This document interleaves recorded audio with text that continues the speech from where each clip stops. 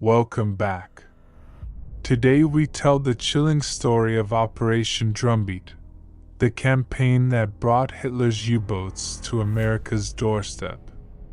In the winter of 1942, while the United States was still reeling from Pearl Harbor, German submarines prowled the Atlantic coast, sinking ship after ship in plain sight of American cities.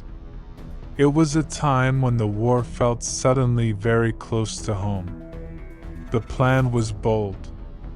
Admiral Karl Donitz, commander of the German U-boat arm, saw that America was unprepared for anti-submarine warfare. Convoys had not yet been organized along the East Coast, coastal blackouts were poorly enforced, and merchant ships still sailed with their lights on, visible against the glow of cities at night. It was, as one U-boat captain later said, a shooting gallery. On January 13, 1942, U-123, commanded by Captain Lieutenant Reinhard Hartigen, crept into American waters near Long Island. That night he torpedoed the tanker Nornis, setting her ablaze within sight of New York. Over the next weeks, Hartigen and other commanders struck again and again. Tankers erupted in flames off Cape Hatteras.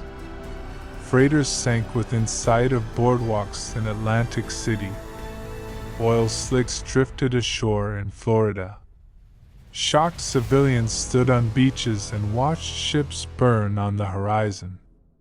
By the end of the first month, 5 U-boats had sunk more than 30 ships.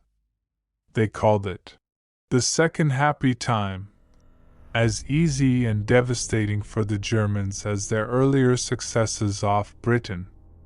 The United States, unready for the scale of the assault, scrambled to respond. Air patrols were scarce, escorts too few, and shipping lanes too exposed. But the nightmare forced change. By spring 1942, the U.S. Navy organized convoys along the East Coast, enforced blackouts, and expanded air patrol coverage. Suddenly the easy kills vanished. U-boats were forced to retreat to the mid-Atlantic and Caribbean, where hunting remained dangerous but never again as effortless as those first weeks. Operation Drumbeat claimed over 600 ships in its broader campaign and killed tens of thousands of sailors and civilians. Yet it also awakened America to the reality of total war. The flames on the horizon were a reminder that the Atlantic was no longer a distant front. The war had come to America's doorstep. The U-boats sailed back across the ocean, but the fear they inspired lingered. Operation Drumbeat was one of the boldest strikes of Germany's submarine war, a campaign that showed how unprepared the United States had been, and how quickly it would learn. Let's dive deeper into the first and most dramatic patrol of Operation Drumbeat, the mission of U-123 under Reinhard Hartigen. On the night of January 14, 1942, Hartigen approached the coast of New York. To his amazement, the shoreline was glowing, Manhattan's lights reflected across the water, guiding him like a beacon. No blackouts had been ordered. Merchant ships cruised along brightly lit against the skyline, completely unaware that a predator lurked just offshore. That evening he torpedoed the tanker Nornis. Flames roared skyward as the ship split open, her crew scrambling for survival while stunned New Yorkers could see the inferno on the horizon. It was the first time many Americans realized the war was not an ocean away. It had arrived at their door. Over the next days, Hartigen hunted further south. Off Cape Hatteras, North Carolina, the waters became a graveyard. The shallow coast funneled shipping into predictable lanes, and U-boats lined up to strike. Oil tankers were hit almost daily, exploding into towers of flame that lit the night. The area became so deadly sailors called it Torpedo Junction. Locals could see burning wrecks from their beaches, and bodies often washed ashore with the tide. The chaos was shocking. Ships tried to flee individually, but without escorts or air cover, they were easy prey. Hardigan's U-123 alone sank more than 9 vessels on that patrol, returning to France as a hero. Other commanders followed, and soon the entire East Coast seemed under siege. For civilians, it was surreal and terrifying. Tourists in Florida watched freighters explode from hotel balconies. Fishermen stumbled across lifeboats filled with dazed survivors. Gasoline shortages spread because so many tankers had been destroyed. For a moment, it felt as though the United States could not defend its own waters. Yet the shock spurred action. By May 1942, convoys were established, escorted by destroyers and corvettes, with air patrols sweeping overhead. The easy kills ended. U-boats still struck. Hundreds more ships would be lost in the Atlantic War. But the window of disaster along America's doorstep had closed. Operation Drumbeat became a lesson carved in fire. Even the strongest nation could be caught unprepared, and in modern war, the front lines could appear overnight, right outside your window. Cape Hatteras soon became the heart of the nightmare. The waters off North Carolina, shallow and treacherous, forced merchant ships into narrow lanes that were easy for U-boats to predict. To the Germans, it was a hunter's paradise. To the Allies, it became a graveyard. In February and March of 1942, as many as a dozen U-boats prowled the waters there at the same time. They struck tankers loaded with crude oil from Texas and the Caribbean, setting the sea itself ablaze. Flames stretched for miles across the surface, smoke columns rising into the sky by day and glowing orange by night. Locals called it the Battle of the Atlantic in their backyard. Coastal towns were not ready for what they witnessed. Residents in places like Nag's Head and Cape Lookout stood on dunes at night, watching distant ships explode, their silhouettes framed by fire. The glow was so bright that some thought the coastline itself was burning. Bodies and wreckage washed ashore daily. Oil coated the beaches so thickly that cleanup crews struggled to bury it in the sand. The losses were staggering. In just 6 months, more than 400 ships were sunk off the U.S. East Coast and Gulf of Mexico. Over 5,000 sailors lost their lives. German commanders called it the Second Happy Time, because it was as devastating as the early days against Britain in 1940.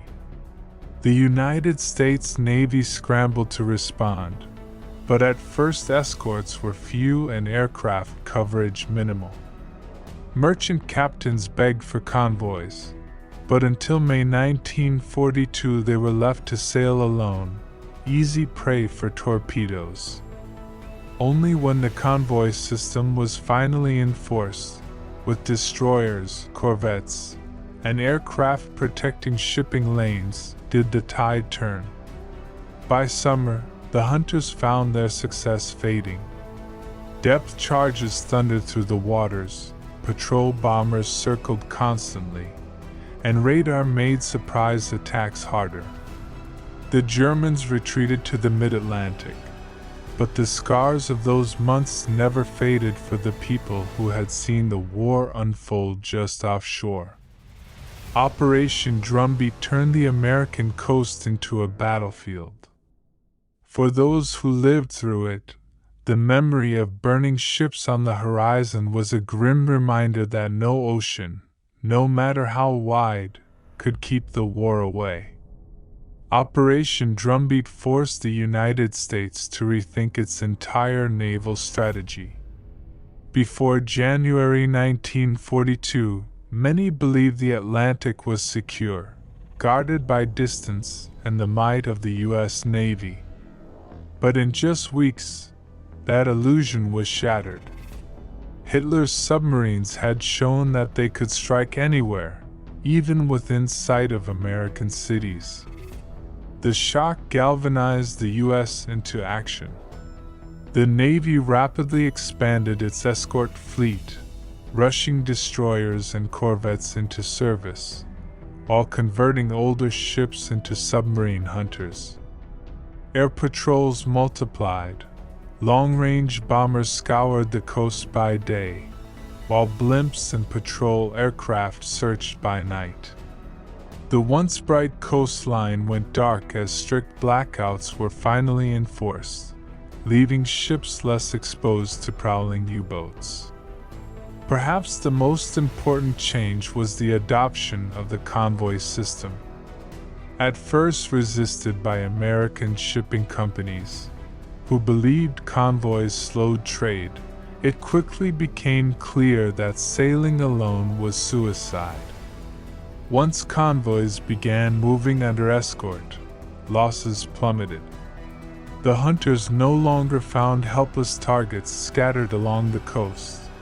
They now faced organized defenses bristling with depth charges and aerial cover. For the Germans, the days of easy hunting ended. By late 1942, U-boat commanders called the American coast a hard hunting ground. Many were sunk themselves before ever firing a torpedo.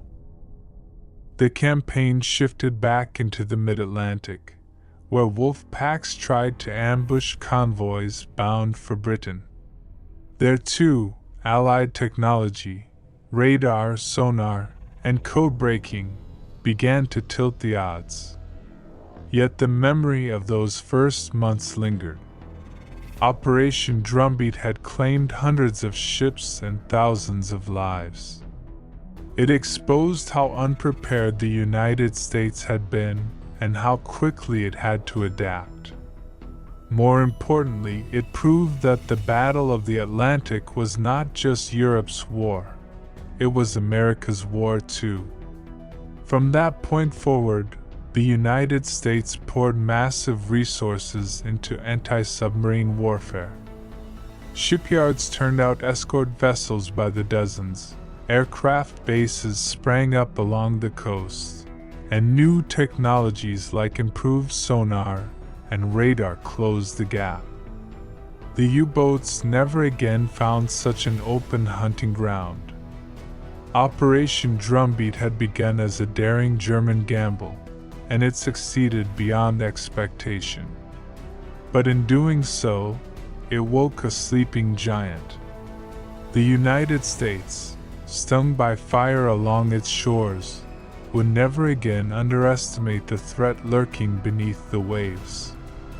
By the end of 1942, the tide had turned. What had begun as a devastating German triumph slowly transformed into a battle of attrition the U-boats could not win. Operation Drumbeat had revealed America's weakness, but it also accelerated her transformation into a naval superpower. Shipyards on the East Coast and Gulf of Mexico roared with activity, launching Liberty ships faster than U-boats could sink them. Destroyer escorts, corvettes, and aircraft carriers poured into service, each one adding a layer of protection to the convoys.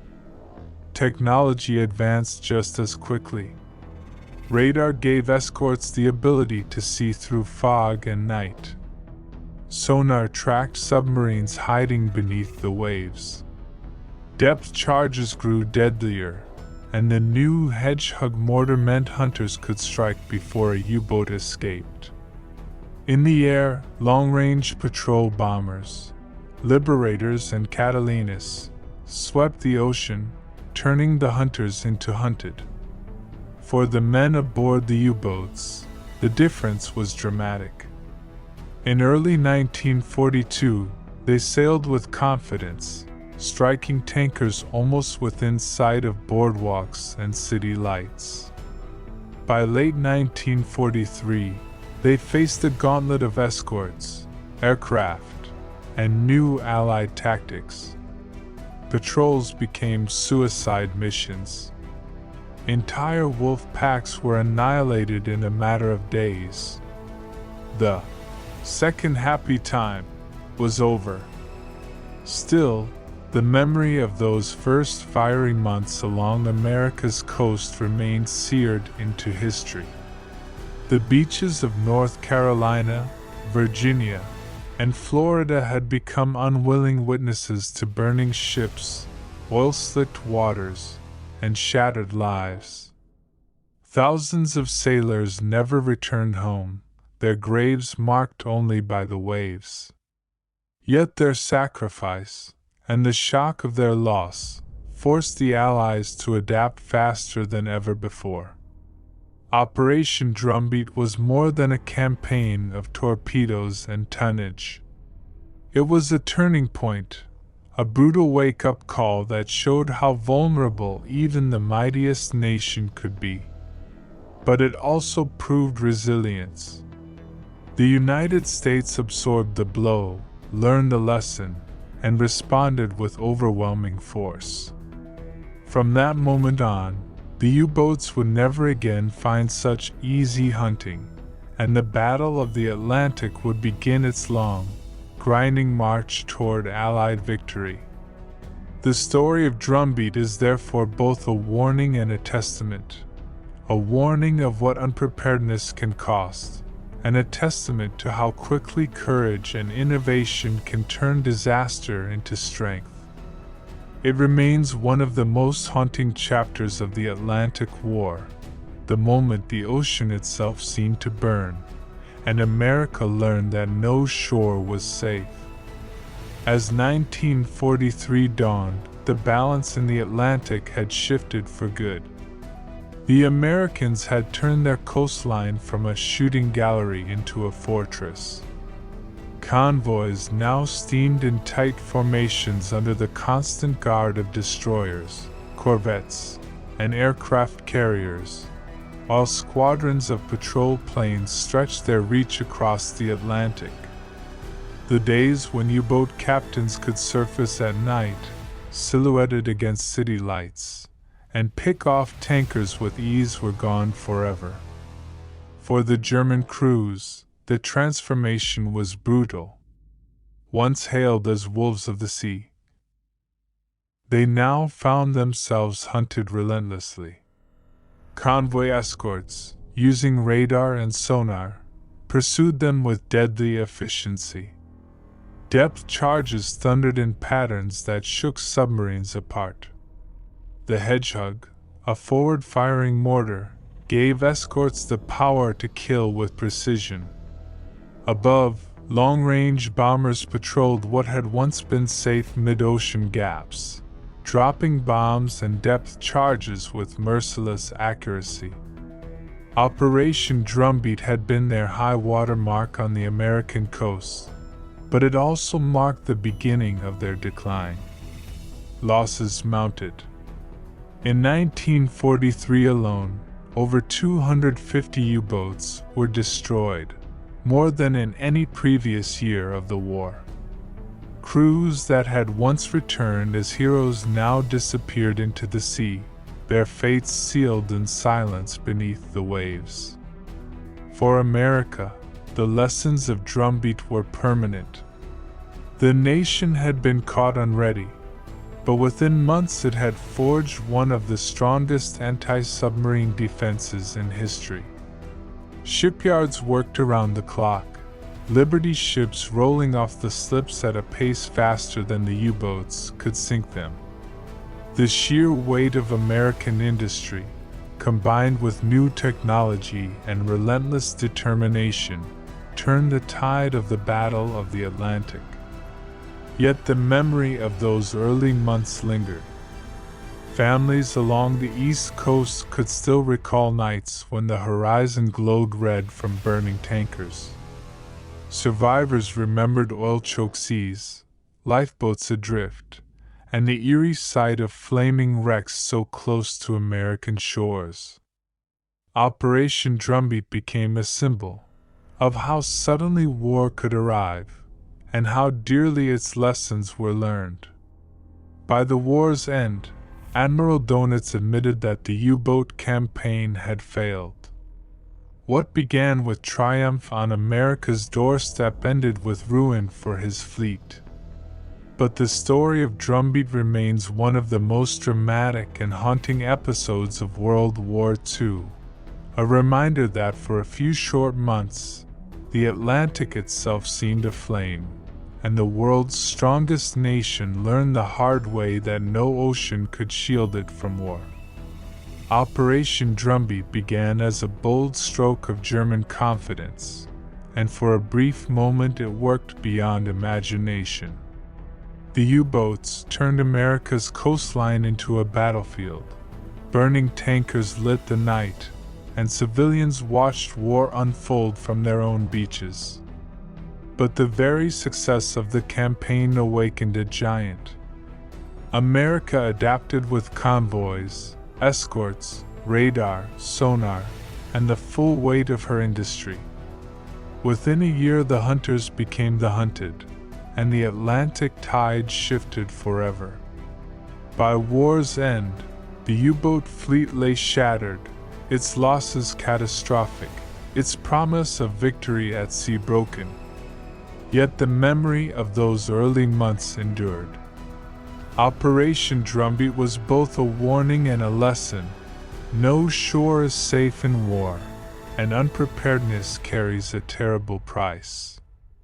But it was also a testament to resilience, how a nation caught off guard could rise, innovate, and turn disaster into strength. The flames off Cape Hatteras, the oil-slicked beaches of Florida, the ghostly silhouettes of burning tankers, all became part of the legacy of the Atlantic War. Operation Drumbeat remains one of the most haunting chapters of World War II, when the ocean itself seemed on fire, and the battle for survival reached America's very doorstep.